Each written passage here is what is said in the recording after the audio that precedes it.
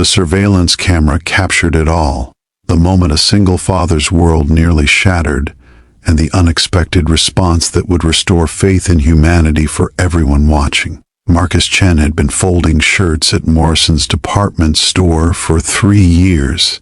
His hands moved with practiced efficiency, creating perfect rectangles from rumpled fabric, his mind half present as he worked through another closing shift. The fluorescent lights hummed overhead, casting their sterile glow across empty aisles. In his pocket, his phone buzzed, probably another text from his daughter Emma. At 12 years old, she was home alone again, microwaving the dinner he prepared that morning, tackling homework at their small kitchen table. The guilt gnawed at him, as it did every night, but the overtime pay meant he could finally afford her school trip to Washington, D.C. He didn't notice Mr. Buckley approaching until the store manager's shadow fell across his folding table. "Chen, I need to see you in my office." Marcus's stomach dropped. Those words never preceded good news. He followed Buckley through the store's maze of merchandise, past cosmetics and housewares, toward the cramped office tucked behind customer service. Inside, Buckley gestured to a chair and remained standing, arms crossed. "I've received a complaint," Buckley began, his voice clipped. "From a customer, Mrs. Wellington. She says you were staring at her inappropriately in the women's department yesterday." The accusation hit Marcus like a physical blow. "What? No, She was very specific. Said you kept looking at her, made her uncomfortable." "This is serious, Chen. We have a zero-tolerance policy for this kind of behavior." Marcus's mind raced, trying to remember yesterday's shift. He'd been restocking blouses near the dressing rooms when an elegant woman in her 60s had been browsing nearby. He'd barely noticed her, too focused on inventory counts and Emma's text asking if he'd remembered to sign her permission slip. "Mr. Buckley, I swear I didn't. I wasn't looking at her like that. I was just working." "Mrs. Wellington is a valued customer," she seemed quite certain.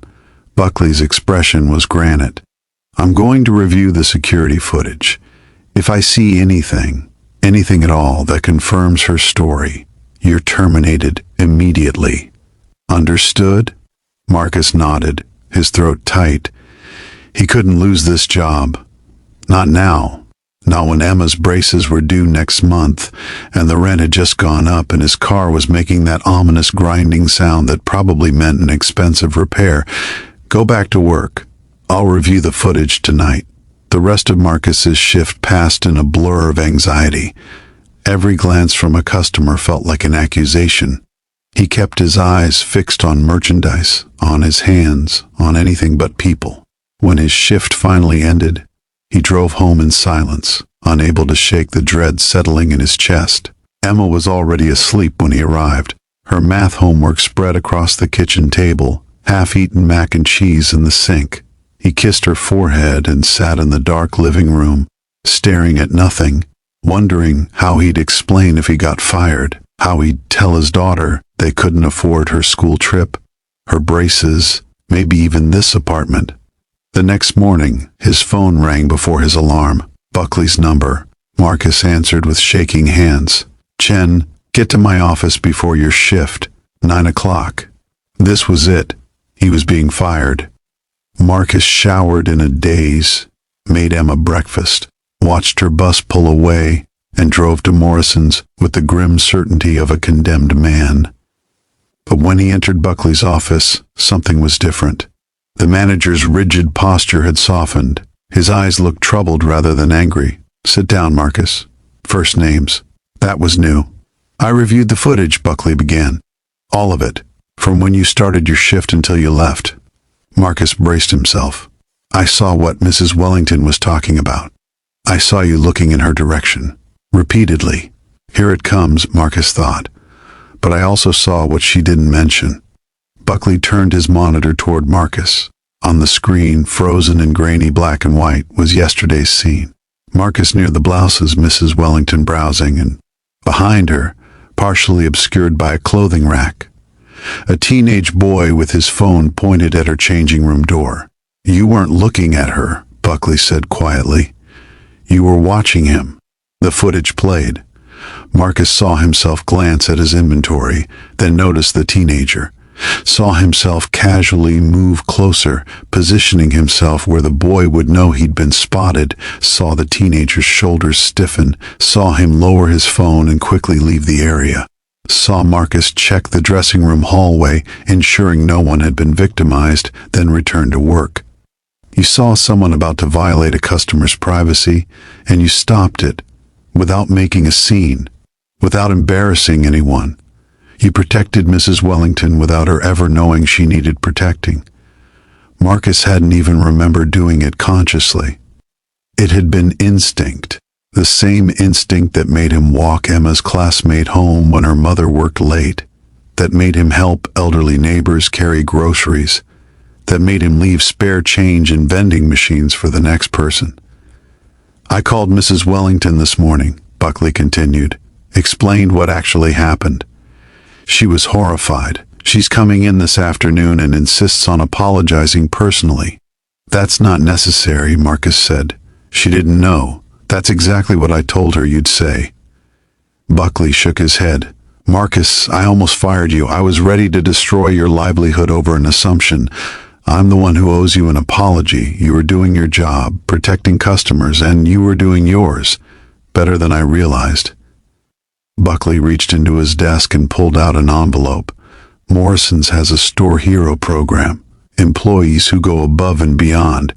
There's a bonus, and I'm putting you forward for Employee of the Quarter.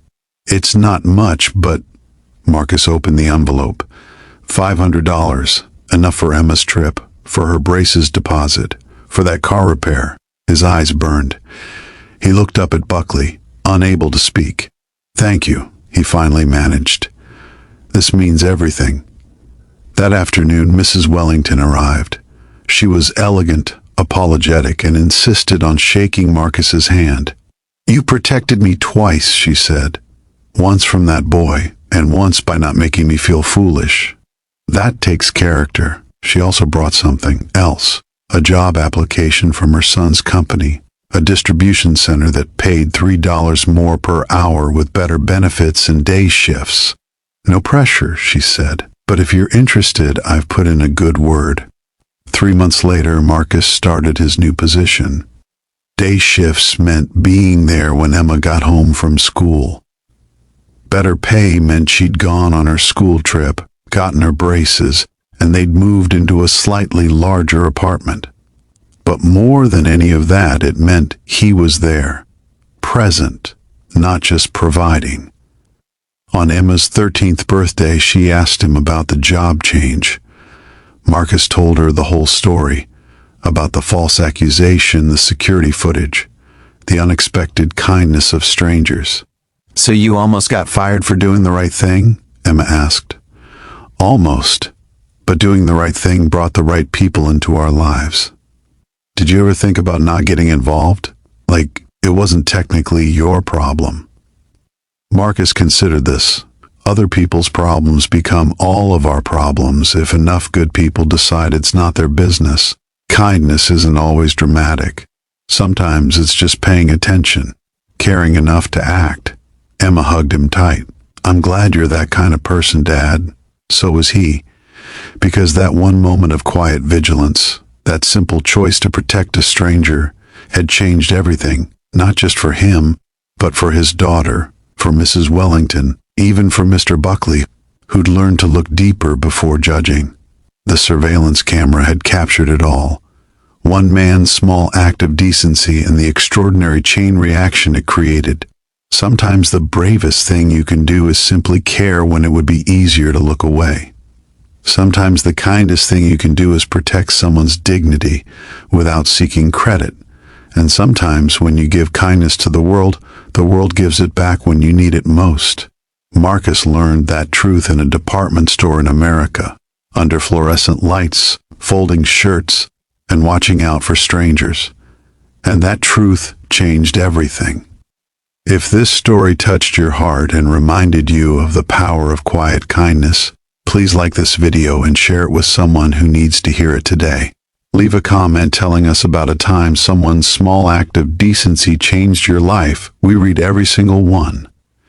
And subscribe to the Kindness channel for more stories that prove humanity's best moments happen when we choose compassion over indifference. Together, we can remind the world that goodness still exists, one story at a time.